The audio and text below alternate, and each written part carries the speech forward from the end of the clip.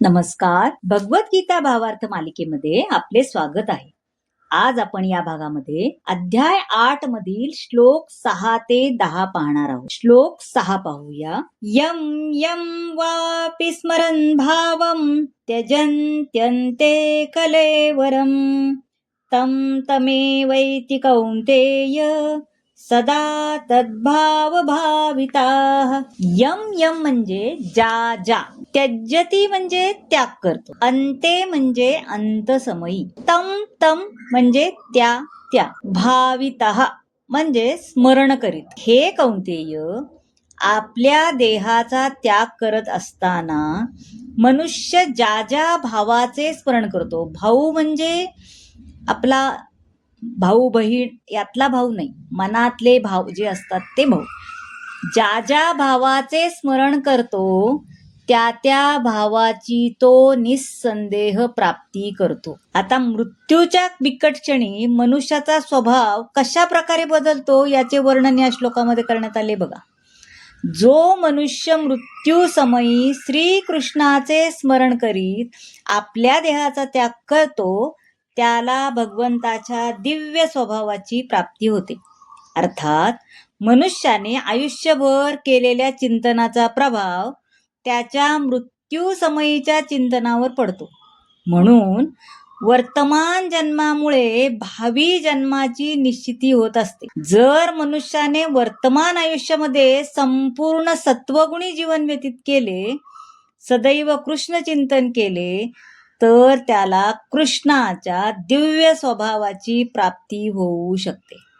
त्यासाठी हरे कृष्ण कृष्ण कृष्ण हरे हरे, हरे राम राम राम हरे हरे हा महामंत्राचे स्मरण केले तर मनुष्याचे भावी जीवन यशस्वीपणे बदलण्याचा हा सर्वोत्तम मार्ग आहे असं त्याच्यात सांगितलेलं आहे.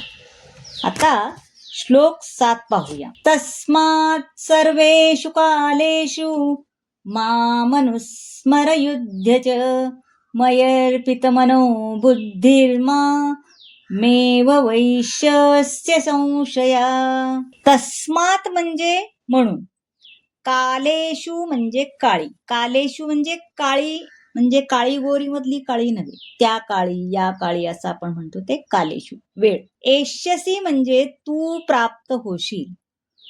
हे अर्जुना, तू सदैव माझे, माझे म्हणजे कृष्ण या रूपाचे स्मरण केले पाहिजे आणि त्याचबरोबर तुला आपल्या युद्धरूपी स्वधर्माचेही आचरण केले पाहिजे. तुझी कर्मे मला अर्पण केल्याने आता तुझ्या मनाला आणि बुद्धीला माझ्या ठाई स्थिर केल्याने तुला निस्संदेह माझी प्राप्ती होईल. पहा, भगवंतांनी अर्जुनाला केलेला हा उपदेश सांसारिक कर्मे करण्यात घडून गेलेल्या सर्व लोकांसाठी आहे बरं का. आणि हा अत्यंत महत्वाचा पण आहे.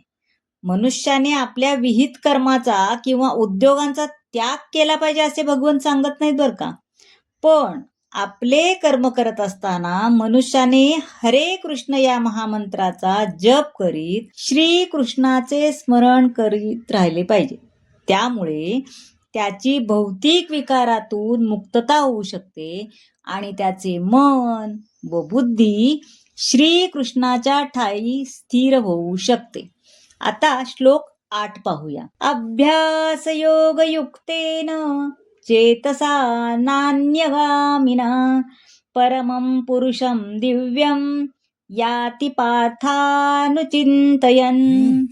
आता अभ्यास योग म्हणजे अभ्यासाद्वारे, युक्तेन म्हणजे ध्यानामध्ये युक्त होऊन, न अन्यगामिना म्हणजे विचलित न होता, अनुचिंतयन म्हणजे निरंतर चिंतन करीत. हे पार्था, आपले मन विचलित होऊ न देता त्याला माझ्या निरंतर स्मरणामध्ये युक्त करून माझे म्हणजे परमपुरुषाचे जो ध्यान करतो तो निश्चितपणे माझी म्हणजे श्रीकृष्णाची प्राप्ती करतो. या श्लोकात भगवान श्रीकृष्णांनी त्यांचे स्मरण करण्याच्या महत्वावर जोर दिला आहे. भक्त हे भगवंताचे, त्यांचे नारायण कृष्ण, राम इत्यादी कोणत्याही रूपामध्ये हरे कृष्ण असे निरंतर स्मरण करू शकतो. आपले मन चंचल असल्यामुळे मनाला बळेच कृष्णचिंतन युक्त करणे आवश्यक आहे, हो की नाही? कारण आपल्याला ते करावंच असं वाटतंच असं काही नाही, त्यामुळे त्याला जबरदस्तीने आपण ते करायला लावले पाहिजे असं सांगतो. आता श्लोक 9 पाहूया. कविं पुराण मनुशासितार मनोरणीया समनुस्मरेध्य सर्वस्य धातारमचिन्त्य रूप मादित्यवर्णं तमसा परस्तात. कविं म्हणजे सर्वज्ञ, अनियासम म्हणजे सूक्ष्म, धातारम म्हणजे पालन कर. मनुष्याने परमपुरुषाचे सर्वज्ञ, पुरातन, नियंता, अणुपेक्षाही सूक्ष्म सर्व गोष्टींचे पालन करता सर्व भौतिक कल्पनांच्या अतीत असणारे अचिंत्य आणि नित्य पुरुष या रूपामध्ये ध्यान केले पाहिजे. परमपुरुष सूर्याप्रमाणे तेजस्वी आहेत.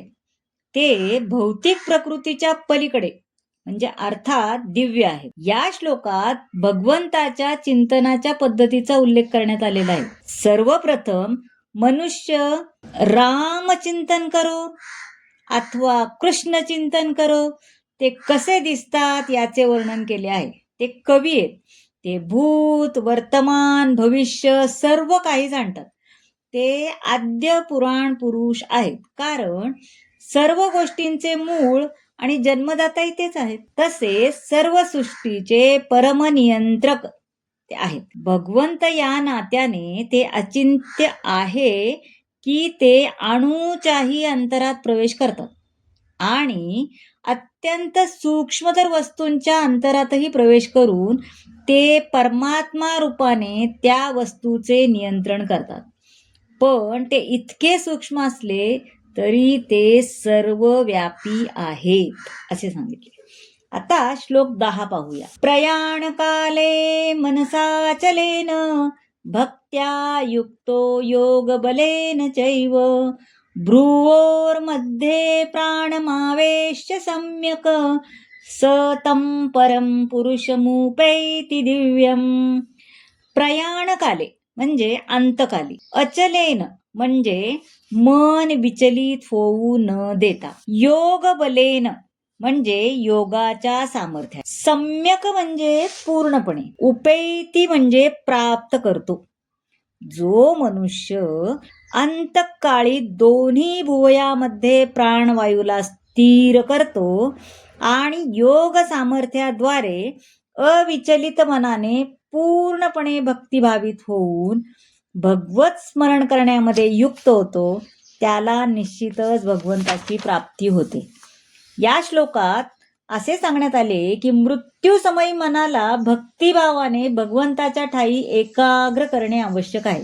या श्लोकामधील योग बलेन या शब्दाचा विशिष्ट प्रयोग महत्वाचा आहे, कारण योगाभ्यासाशिवाय मग तो षटचक्र योग असो अथवा भक्ती योग असो, मनुष्याला अंतकाळी या दिव्य स्थितीची प्राप्ती होऊ शकत नाही. कोणालाही अचानकपणे मृत्यूसमयी भगवंताचे स्मरण होऊ शकत नाही ना.